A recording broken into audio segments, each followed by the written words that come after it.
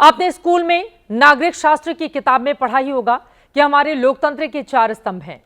पहले 3 है विधायिका, कार्यपालिका और न्यायपालिका। चौथे हम यानी कि मीडिया, जो इन तीनों की खबर रखते हैं और आप तक पहुंचाते हैं।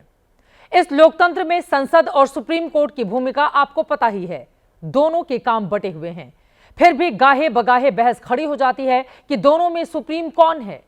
क्या इनमें से कोई अपनी सीमा लांघ रहा है, दूसरे के दायरे में जाने की कोशिश कर रहा है? अब खबर पर आ जाते हैं। देश की संसद ने जो नया वक्फ कानून पास किया था, आज सुप्रीम कोर्ट ने उसके 2 प्रावधानों पर अंतरिम रोक लगा दी। वो कौन से 2 प्रावधान हैं, आज हम आपको बताने वाले हैं। सरकार ने सुप्रीम कोर्ट में वक्फ कानून पर दलीलें दी, बताया कि मीलॉर्ड ये संसद का निर्णय है, लेकिन सुप्रीम कोर्ट फैसले पर कायम रहा। सरकार को सुप्रीम कोर्ट से मामले पर जवाब देने के लिए हफ्ते भर की मोहलत जरूर मिल गई है। सुप्रीम कोर्ट का निर्णय सिर माथे पर, आम आदमी सवाल नहीं उठाता क्योंकि मानहानि से डरता है। लेकिन आज देश के उपराष्ट्रपति ने सुप्रीम कोर्ट के तरीकों पर सीधे सवाल खड़े किए हैं। सुप्रीम कोर्ट ने हाल ही में राज्यपाल और राष्ट्रपति के लिए सरकार के किसी भी फैसले को मंजूरी देने की समय सीमा तय की है। आज उपराष्ट्रपति जगदीप धनखड़ बोले कि सुप्रीम कोर्ट राष्ट्रपति को आदेश कैसे दे सकता है। जगदीप धनखड़ ने सुप्रीम कोर्ट से कई तीखे सवाल भी पूछे, वो भी आपको हम दिखाने वाले हैं। लेकिन जनहित में खबरों की शुरुआत उस वक्फ कानून के साथ जो देश की संसद में बहुमत से बन चुका है, लेकिन जिस पर सुप्रीम कोर्ट ने आज सरकार का जोश थोड़ा ठंडा किया है। लेकिन इससे भी पहले आपके लिए यह खास तस्वीर देखना जरूरी है। यह नई तस्वीर है जिसमें मुस्लिमों के एक प्रतिनिधि मंडल ने प्रधानमंत्री मोदी के आवास पर पहुंचकर उनका अभिनंदन किया, उन्हें शुक्रिया कहा इस बात के लिए कि उन्होंने वक्फ कानून जैसा एक कारगर और सबके भले का कानून बनाया है। दाऊदी बोहरा मुस्लिम समाज के इस प्रतिनिधि मंडल के प्रधानमंत्री मोदी से मिलने की टाइमिंग भी बड़ी खास रही। आज ही सुप्रीम कोर्ट ने वक्फ कानून पर अंतरिम आदेश दिया और आज ही मोदी से मुस्लिम समाज ने जाकर मुलाकात की। उनसे कहा कि आपका वक्फ कानून सबका साथ सबका विकास की आपकी थ्योरी का ही फल है और इसमें गरीब मुसलमानों का भला होगा। आपने हमें यहाँ पे आपके घर में याद किया, इसके लिए हम आपका तहे दिल से शुक्रिया कहते हैं। कि जब मेरे मन में वक्फ के एक्ट पर काम करने का विचार आया तो सबसे पहले मैंने सैयदना साहब से सलाह मशवरा किया, फिर उन्होंने आपको मेरे पास भेजा। तो मैंने इनको 3 साल तक परेशान किया कि आप ज़रा इसको अपने तरीके से देखिए, आप अपनी लीगल एडवाइस लीजिए, मुझे ड्राफ्ट दीजिए। यानी आप कल्पना नहीं कर सकते इतना कंसल्टेशन में उन्होंने मेरा साथ दिया। आप में से जो भी जानकार लोग उनको बात कर करके ले आए और एक एक शब्द फुल स्टॉप कॉमा में क्या करना चाहिए यहाँ तक मुझे मदद मिली। जो आपने अभी वक्फ बिल का जो पास हुआ है उनमें हम माइनॉरिटी विद इन माइनॉरिटी है और उनमें हमें आपने जगह दी है, हमारा नाम आया है और जो काम हुआ है हिंदुस्तान की तरक्की के लिए आपकी ख्वाहिश है कि सबको साथ लेकर चलना है और जो काम हुआ है और हो रहा है वो इंशाअल्लाह इंडिया के लिए, हिंदुस्तान के लिए और पूरे देश के लिए बहुत खूब होगा। तो देखा आपने, नए वक्फ कानून पर दाऊदी बोहरा मुस्लिम समाज प्रधानमंत्री नरेंद्र मोदी का शुक्रिया अदा कर रहा है। लेकिन सुप्रीम कोर्ट में सरकार के लिए आज दृश्य इतना अच्छा नहीं था। कुछ लोगों का दावा है कि सुप्रीम कोर्ट का आज का आदेश सरकार के लिए झटका है। एक हद तक है भी, क्योंकि ऐसा बहुत कम ही देखा गया है जब संसद से पास हुए किसी कानून के अहम प्रावधानों को सुप्रीम कोर्ट ने शुरुआत में ही होल्ड कर दिया हो। लेकिन सुप्रीम कोर्ट के आदेश में आप अभी से किसी की हार या जीत तय नहीं करें। कुछ लोग ऐसा कर रहे हैं। हमारी तो यही सलाह है कि आप ऐसे किसी आधे अधूरे उत्साह में ना आ जाएं, क्योंकि वक्फ कानून पर विधिवत सुनवाई तो अभी शुरू भी नहीं हुई है। इसीलिए सुप्रीम कोर्ट में जो कहा सुना गया उसे समझकर ही अपनी राय बनाएं। कानूनी प्रक्रिया थोड़ी जटिल होती है, इसीलिए आज जनहित में हमारी पूरी कोशिश है कि वक्फ कानून पर यह सुप्रीम ऑर्डर आपको सही और बेहद सरल ढंग से समझा सकें। तो सबसे पहले ये नोट करें कि यह सुप्रीम कोर्ट का अंतरिम आदेश है, अंतिम आदेश नहीं, यानी टेम्पररी ऑर्डर, तब तक जब तक कि फाइनल ऑर्डर नहीं आ जाता। और अब इन दोनों अंतरिम आदेश को पढ़िए। पहला अंतरिम आदेश है, वक्फ की कोई संपत्ति डी नोटिफाई नहीं होगी। दूसरा अंतरिम आदेश है, वक्फ बोर्ड या काउंसिल में कोई नई नियुक्ति नहीं होगी। और अब इन दोनों अंतरिम आदेश का मतलब आपको समझा देते हैं।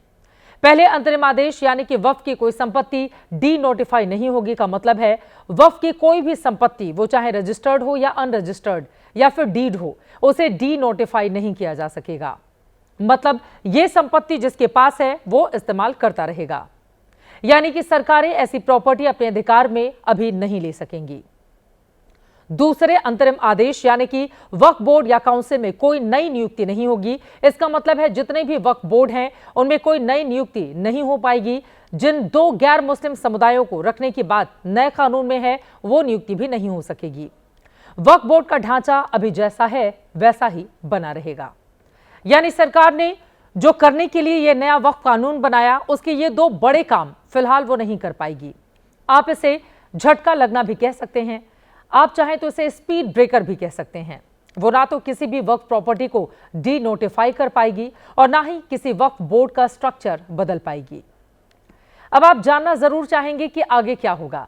2 प्रावधानों पर अंतरिम रोक तो लग गई, पर आगे क्या होगा? तो सुप्रीम कोर्ट ने सरकार के मांगने पर उसे जवाब देने के लिए 7 दिन का वक्त दिया है। जैसे ही सरकार जवाब देगी उसके 5 दिनों में वक्फ कानून के खिलाफ याचिकाएं देने वालों को भी अपना जवाब देना होगा। इसके बाद सुप्रीम कोर्ट 5 मई को मामले की अगली सुनवाई करेगा।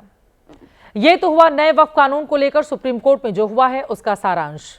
अब बताते हैं कोर्ट में जिरह क्या हुई। कल वक्फ कानून पर पहले दिन 2 घंटे की सुनवाई हुई थी, लेकिन आज दूसरे दिन आधा घंटा भी पूरा नहीं हो पाया। सिर्फ 25 मिनट में सुप्रीम कोर्ट ने अंतरिम आदेश दे दिया। सॉलिसिटर जनरल तुषार मेहता ने कहा, मैं बहुत सम्मान से कहना चाहता हूं कि आप संसद से पारित एक्ट पर रोक लगाने जा रहे हैं। एक्ट के कुछ प्रावधान देखकर इसे रोक देना सही नहीं है। यह लाखों लोगों की राय से बनाया गया है। हम लोगों के लिए जवाबदेह हैं। रोक लगा देना बेहद सख्त होगा। हमें 1 हफ्ते में जवाब देने दें। इस पर चीफ जस्टिस संजीव खन्ना ने कहा, हम आपको सुनेंगे, लेकिन हम ये नहीं चाहते कि स्थिति में बहुत बड़ा बदलाव हो। फिलहाल पहले जैसी स्थिति बनी रहे। सॉलिसिटर जनरल तुषार मेहता ने कहा कि अभी मैं कानूनी जिरह पर नहीं हूं, 1 हफ्ते में कुछ नहीं बदल जाएगा। इस पर चीफ जस्टिस ने पूछा, क्या 1995 के एक्ट के तहत रजिस्टर्ड संपत्ति पर कार्रवाई नहीं होगी? सॉलिसिटर जनरल ने कहा, यह बात कानून का हिस्सा है। सरकार अगली सुनवाई तक संपत्तियां डी नोटिफाई नहीं करेगी। बस इतनी सुनवाई के बाद सुप्रीम कोर्ट ने जवाब दाखिल करने के लिए सरकार का 1 हफ्ते का अनुरोध स्वीकार कर लिया और इसी के साथ नए वक्फ कानून के 2 प्रावधानों पर अपना अंतरिम आदेश भी जारी कर दिया। जैसा कि हमने आपको पहले ही बताया कि सुप्रीम कोर्ट के अंतरिम आदेश पर ही हार जीत के दावे शुरू हो गए हैं। आप भी सुने कि वक्फ कानून को लेकर किस किस तरह के दावे अब किए जा रहे हैं। माननीय उच्चतम न्यायालय ने जो आज अंतरिम रिलीफ दिया है उसके लिए माननीय उच्चतम न्यायालय का बहुत शुक्रिया। माननीय उच्चतम न्यायालय ने संज्ञान लिया और मुझे पूरा विश्वास है कि यह संविधान की जीत है, यह किसी पक्ष की जीत नहीं है, संविधान की जीत है। जो आज आदेश दिया है हमें इस चीज़ की खुशी है और एक उम्मीद है सर्वोच्च न्यायालय से इंसाफ की, उसका विश्वास का एक रिश्ता और ज़्यादा मजबूत हो। हम जजेस का तहे दिल से शुक्रगुजार हैं। आज हमें यहाँ इंसाफ मिला। मुसलमानों को के साथ जो जुल्म ज्यादती हो रही है उसमें ज़रूर मुसलमानों को राहत मिलेगी। हमें बहुत खुशी है, आज पूरा समाज खुश है सुप्रीम कोर्ट के इस जजमेंट से। उन्होंने एक टेम्पररी जो है स्टे दिया है। विपक्ष संसद में भले ही नए वक्फ कानून को रोक नहीं पाया हो, लेकिन आज से दावे कर रहा है कि सुप्रीम कोर्ट में हम इस कानून पर रोक जरूर लगा देंगे। विपक्षी नेताओं के दावे भी सुनिए। हमारे बिंदु 3-4 और हैं, उन पे निर्णय अभी नहीं दिया गया है, उसमें आंतरिक आदेश नहीं हुआ है। निश्चित रूप से जो यथास्थिति कानून के पहले दिन थी, 1 दिन पूर्व, वो इन 3 बिंदुओं पे उच्चतम न्यायालय ने पुनर्स्थापित की है, तो वो बहुत अच्छी बात है, हम उसका स्वागत कर रहे हैं। नॉर्मली मैं समझता हूँ कि उस चीज़ का स्वागत नहीं किया जाता है, जिसमें हम हार गए हों या तकलीफ हो जिससे हमें। ये वो कागजात है जो मैंने खुद लिख के दिया था जेपीसी के सामने आम आदमी पार्टी की ओर से कि भाई ये काम मत करो, यही चीज आज सुप्रीम कोर्ट पूछ रहा है। इसमें वफ बाई यूजर पे भी मैंने लिख के दिया था कि भाई वफ बाई यूजर को आप चेंज मत करिए, ये साफ तौर पे मैंने लिख के दिया था, अपने पत्र में लिख के दिया था। यही बात तो आज सुप्रीम कोर्ट ने इनसे पूछा, ये तो हमने विरोध के तौर पे पहले ही लिख के दिया था। वक्फ कानून के विरोध की एक बड़ी आवाज एआईएमआईएम के चीफ असदुद्दीन ओवैसी भी हैं, लेकिन ओवैसी खुशफहमी में नहीं है। वो खुद कह रहे हैं कि यह लड़ाई अभी बहुत लंबी चलने वाली है। हमको बड़ा कॉशियस रहना पड़ेगा और जहां तक मेरी राय है हमारी लीगल अभी जंग बाकी है, क्योंकि उसमें ऐसे कई प्रोविजंस है जिसका मैंने अभी आपके सामने जिक्र किया, उससे कंप्लीटली वक्फ प्रॉपर्टी लूज करेगा वक्फ बोर्ड। यह मत समझिए कि वक्फ प्रॉपर्टी बच रही है। यकीनन सुप्रीम कोर्ट ने एक इंटरिम ऑर्डर देकर जो कहा है कि सेंट्रल वक्फ काउंसिल स्टेट वक्फ बोर्ड को कॉन्स्टिट्यूट नहीं किया जाएगा और जितने वक्फ प्रॉपर्टीज रजिस्टर्ड हैं, नोटिफाइड हैं, जिसमें वक्फ बाय यूजर भी है, उनका डिलीशन नहीं होगा, ठीक है। मगर उसमें दूसरे जो 40 ऑड अमेंडमेंट्स हैं जो पूरे के पूरे वक्फ को बर्बाद करने के लिए कानून बनाया गया, उसका क्या होगा बताइए। असदुद्दीन ओवैसी को आपने सुन लिया, लेकिन सरकार भी पूरा आत्मविश्वास दिखा रही है कि उसका वक्फ कानून किसी संवैधानिक बाधा में नहीं फंसेगा। सरकार और बीजेपी ने भी सड़क पर जन समर्थन दिखाना शुरू कर दिया है। केंद्रीय मंत्री जी किशन रेड्डी आज हैदराबाद में वक्फ सुधार जन जागरण अभियान कार्यक्रम में शामिल हुए। यहां उन्होंने मुस्लिम समुदाय को संबोधित किया, वक्फ संशोधित कानून के फायदे बताए, विपक्ष पर भ्रम फैलाने का आरोप लगाया। क्योंकि अंतरिम आदेश में वक्फ प्रॉपर्टी को डी नोटिफाई करने पर अंतरिम रोक लगी है, इसलिए आपको एक बार फिर से बताते हैं कि देश में वक्फ की ऐसी कितनी संपत्ति है। देश में वक्फ बोर्ड के पास कुल 8,72,000 संपत्तियां बताई जाती हैं। इनमें से 4,02,000 प्रॉपर्टी वक्फ बाय यूजर हैं, यानी कि जिन्हें लंबे समय से इस्तेमाल के आधार पर वक्फ का माना जाता है, दस्तावेज के बिना भी। सुप्रीम कोर्ट ने अंतरिम आदेश देने के साथ एक और फैसला दिया। आपने देखा है कि संसद से वक्फ कानून के पास होने के बाद कितनी तेजी से इसके खिलाफ सुप्रीम कोर्ट में याचिकाएं दाखिल हुई। एक तरह से आपस में होड़ मच गई थी। सुप्रीम कोर्ट में 150 याचिकाएं दाखिल हुई थी। कोर्ट ने कल और आज इनमें से 72 याचिकाओं पर सुनवाई की, लेकिन अब 5 मई को सिर्फ 5 मुख्य आपत्तियां ही सुनेगा। चीफ जस्टिस ने कहा क्योंकि वक्फ पर सभी याचिकाओं को सुन पाना संभव नहीं है, उन 5 लोगों के नाम भी आ गए हैं जिनकी याचिकाएं कोर्ट सुनेगा। ये 5 लोग हैं जमीयत उलेमाए हिंद के प्रमुख मौलाना अरशद मदनी, मोहम्मद जमील मर्चेंट, मोहम्मद फजलुर रहमान, शेख नूरुल हसन और एआईएमआईएम के अध्यक्ष असदुद्दीन ओवैसी। चीफ जस्टिस ने सुनवाई के लिए नोडल वकील नियुक्त करने और दोनों पक्षों से अपने वकीलों की लिस्ट देने के लिए भी कहा है, जो वक्फ कानून के पक्ष विपक्ष में जिरह करेंगे।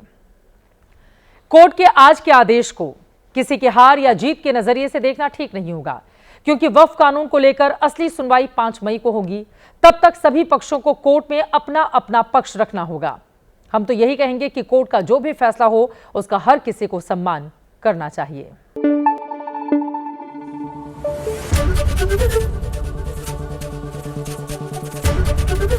एबीपी न्यूज आपको रखे आगे।